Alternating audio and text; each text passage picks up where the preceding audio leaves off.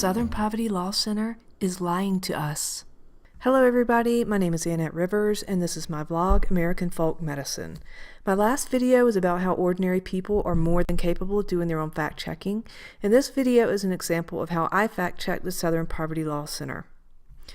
I started to write this video before Heather Heyer was killed and hesitated to put it out afterwards, but I've come to believe that we dishonor Heyer and other victims by ignoring the damaging and divisive effects of race propaganda, especially when that propaganda may have played a role in Heather's death. It is neither virtuous nor compassionate to pretend that fabricated hate is real, so as not to offend the sensibilities of leftists who insist that it is real. And my critique of hate crime reporting in no way amounts to a denial of actual racism or violence. It's sad, honestly, that we're at a place in American discourse where those of us who criticize race propaganda have to repeatedly clarify that we can walk and chew gum at the same time. We can acknowledge that real racism exists while also acknowledging the manipulations of those who foment racism for their own purposes. And despite the insistence of certain shrill leftists, acknowledgement that accounts of racism can be fabricated or exaggerated are not akin to apologism or to racism itself. I happen to believe that the people who make such unhinged accusations are a very loud and stupid minority, but a minority who has nonetheless succeeded in bullying the rest of us to silence when it regards race industry manipulations of the truth. So, without further ado, let's break that silence and dive into the shenanigans of the Southern Poverty Law Center.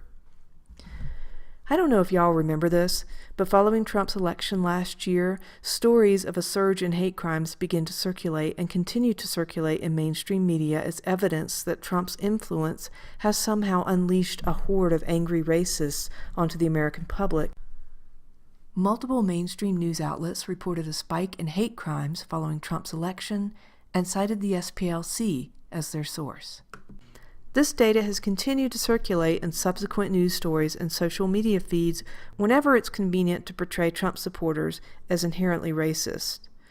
If you go to the Southern Poverty Law Center's report on this apparent spike in hate crimes, it claims that there was a spike in incidents immediately following Trump's election. But the SPLC openly admits that they gathered their data from anonymous reports submitted to their own website, #ReportHate, a place where anyone can make anything up, as no evidence is required, nor is anyone required to identify themselves. The other source the SPLC mentions is media accounts, but as with the data gathered from their own site, there's no distinction made between proven events and unproven events, like anonymous graffiti and notes or random hijab snatchings, for which there are conveniently no witnesses, video evidence, or arrests. No data from law enforcement agencies which investigate and prosecute actual hate crimes, no arrest records or statistical comparison between proven and unproven events. They do, however, provide a very official-looking pie chart. What really stuck out to me was the scant video evidence that the SPLC mentioned, 2 videos, only one of which documented an actual crime. In an era where everyone has cell phones and is videotaping everything, especially political events, those of us who watch YouTube are also aware that there's been a ton of footage documenting violence against conservatives, especially Trump supporters, though mainstream media has covered very little of it. When mainstream outlets did report crimes against Trump supporters, almost all involved an actual violence and an actual arrest. So the SPLC's claim that minorities comprise the majority of victims seems suspect when the preponderance of evidence seems to suggest otherwise. What also seemed odd is that the SPLC did not bother to speculate how many of their anonymous crimes might be hoaxes, claiming only that they had eliminated proven hoaxes. When multiple hoax hate crimes like fake hijab snatchings, fake bomb threats, a black man setting fire to his own church, etc. continue to surface, then a total lack of speculation about whether the spike in anonymous hate crimes might be at least partially fabricated seems negligent to say the least. I wondered if there was any data on fake hate crimes and did a search. I found a very useful database, fakehatecrimes.org. I have since spent some time researching the man who maintains this database, and he checks out. His name is Laird Wilcox, and he's an award-winning journalist and civil rights activist who has spent many years researching hate groups and watchdog groups. But even without knowing anything about Wilcox, a preliminary glimpse of his site informed me that the data compiled there was of a much higher quality than the data at the SPLC, because it's all documented with evidence. FakeHateCrimes.org is basically a list of all hate crimes that have been exposed as hoaxes since 1979.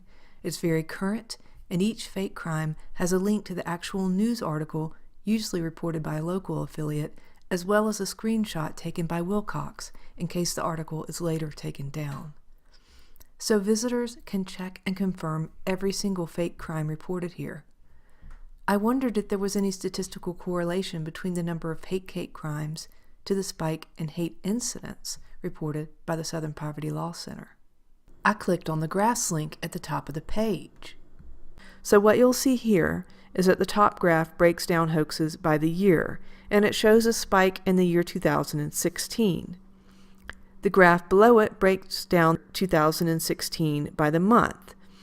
And here it shows that there was a spike in fake hate crimes immediately following Trump's election. That's exactly when the SPLC noted a spike in actual hate incidents. If you're alive in America today, you're probably aware that the Southern Poverty Law Center is revered as the expert research organization on racism in America. They are cited without question by respected establishment outlets like the New York Times, NPR, the Washington Post, etc. I also used to think very highly of the SPLC. What's not to love about a watchdog group entirely devoted to fighting racism? But after checking out their website and looking at their research, I saw them differently and have since learned a lot more about what they're actually doing. Just because an organization pretends to be honest and pretends to be fighting racism doesn't mean they actually are. The SPLC is clearly a propaganda organization that exists largely for the purpose of creating division and blacklisting their supporters' opponents rather than fighting injustice. And I would encourage everyone to take a closer look at any organization that claims to be fighting racism. I've linked Laird Wilcox's excellent book on the history of watchdog groups below. Though he wrote them almost 20 years ago, Wilcox's observations are a stunningly accurate prediction of the violent extremism that masquerades as anti-racism today. In 1998, Wilcox wrote the following: "There is the peculiar utility of anti-racism to function as a carrier for extreme ideologies, which without such cover would be instantly exposed. Indeed, there is an anti-racist industry entrenched in the United States that has attracted bullying, moralizing fanatics whose identity and livelihood depend upon growth and expansion of their particular kind of victimization.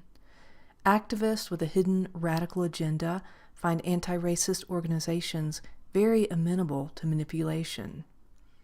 Though almost no one buys into traditional class struggle Marxism anymore, at least they didn't when Laird wrote this, when it's reframed as anti-racism and anti-fascism, much of the onus is gone."